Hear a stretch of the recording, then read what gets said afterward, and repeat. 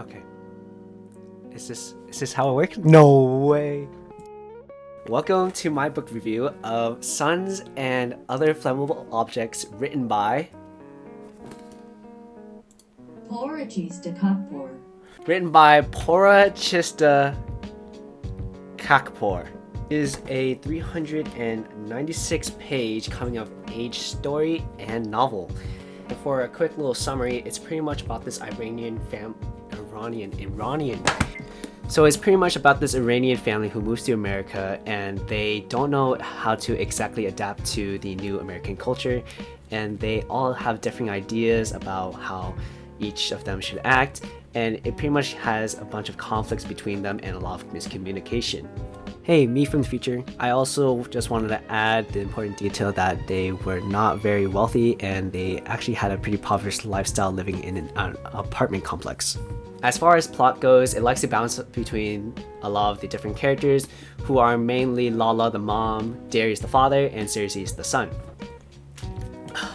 Now the story starts off mainly focusing on Xerxes, who, like I said, is the son, and he kind of experiences a lot of trauma from his parents, as throughout his youth they had a lot of miscommunication, and especially between his father and him, they really could never connect, and the dad was having a really hard time trying to truly connect with his son's feelings. And so throughout his youth, as the traumatic events keep occurring, it snowballs into where Xerxes is now in the present, where he's just trying to be as far away as possible from his family and home, and to ultimately try to find himself and discover who he is, as before his father Darius kept controlling him and trying to tell him who he needs to become. As for Darius, his conflicts more so reside within himself. Darius has a lot of issues such as his large ego, his stubbornness, and he does retain a little bit of toxic masculinity. He has trouble watching his family stray away from him and have a better experience adapting to the American culture. And so with his stubbornness, he tries to control this and tries to stop the straying away, and if he had just, I don't know, adapted with them, he wouldn't have any issues, but it's just his ego that gets in the way.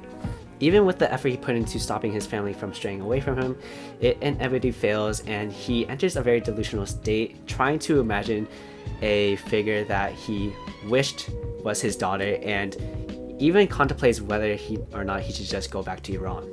And for the mom, Lala, she's just trying to live her best life in America, and she even quotes she needs to get a life. She does this by making new friends, going out, and going drinking. However, she realizes that that intense of an American lifestyle isn't for her, and she begins to focus more on family. And once Darius enters his depressive state, she's there for him and tries her best to try to get him out of the slump he's in. Other than that, she's like a foil to Darius, in which she wholeheartedly accepts the American lifestyle. And this plays a really big role, as she's kind of the middle ground between Xerxes and Darius, and it later plays a really big part in which she's trying her best to get the family back together and heal the bonds that they never even had in the first place. Now, one of the biggest strengths that I believe this book had was the ability to capture a child's trauma from having a disconnect with his parents. It illustrated different events in which the child tried reaching out to his father, and the father kind of just pushes it away or just doesn't know how to connect with the son emotionally. Other than the actual gruesome traumas that Xerxes experienced with his own eyes, it was the trauma that he has between him and his father, that you could feel the emotionless and the soulless connection between him and his father, and how it really affected him later in life. Another thing this book did really well was illustrating how permissive a parent can be. As Lala began enjoying her time in America a lot more, making new friends and going out drinking, she kind of became more neglectful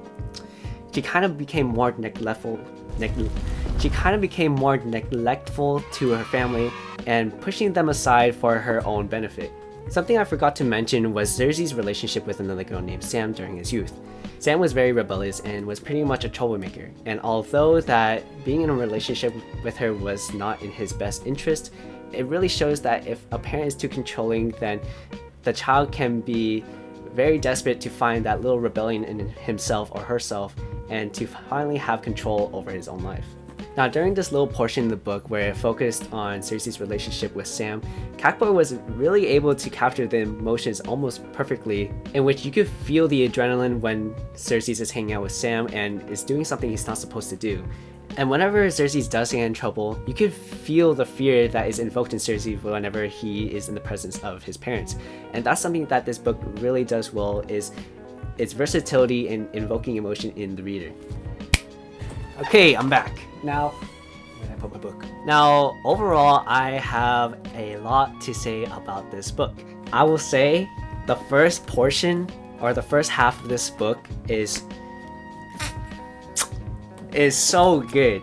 It's the way Kakpo laid out the story was ingeniously intentional. The way she balanced between the past and the present, and the timing of the different perspectives of each character was almost perfectly timed, in which for the reader, not only reading each contextual backstory was super interesting, but the way it all lined up at the climax made it super satisfying to finally reach that point, or that halfway point in the book.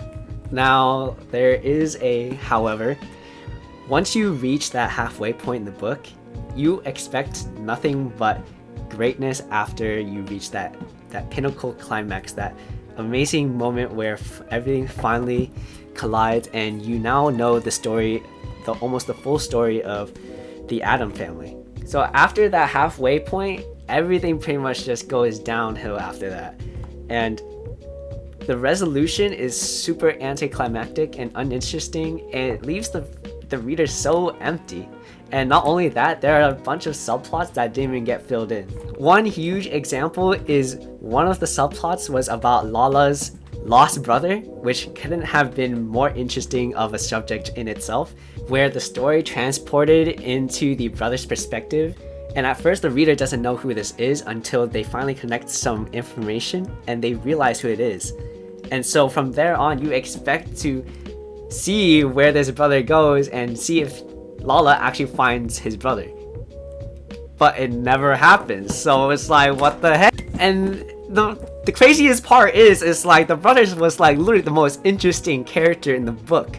It was such a, the story could probably be its own novel in itself, and no new information came out of it. We don't know if his brother ever just was discovered again. We don't know if his brother died or her brother died, and just nothing happens. Also, in the second half of the book, the reader would expect the dad to finally redeem himself as some good father, and he doesn't do that either. He kind of just becomes this weirdo and makes the reader kind of uncomfortable in a sense. So enough of that being said, if I were to give this book a rating, I'd give the first half a high 9 out of 10. I thought the way the story was laid out was beautifully done, and it was super intentional. And not only that, a lot of the lessons and a lot of the trauma were super niche things that only a few readers can relate to. And it covers a topic that not a lot of people talk about, and for some of the things I was actually able to resonate very deeply to. So I very much appreciate what Kakpo did with this novel. On the other hand, for the second half of the book, I give it a 0 out of 10. It was just super anticlimactic, nothing special happened, there was no insane resolution.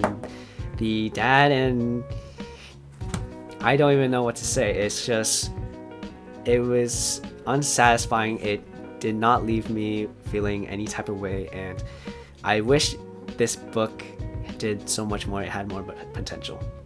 And that's pretty much it. That was my review of Suns and Other Flammable Objects. Would recommend reading the first part and then just stopping there. If I were to stop at some point in the halfway point, I think that would be a good novel in itself.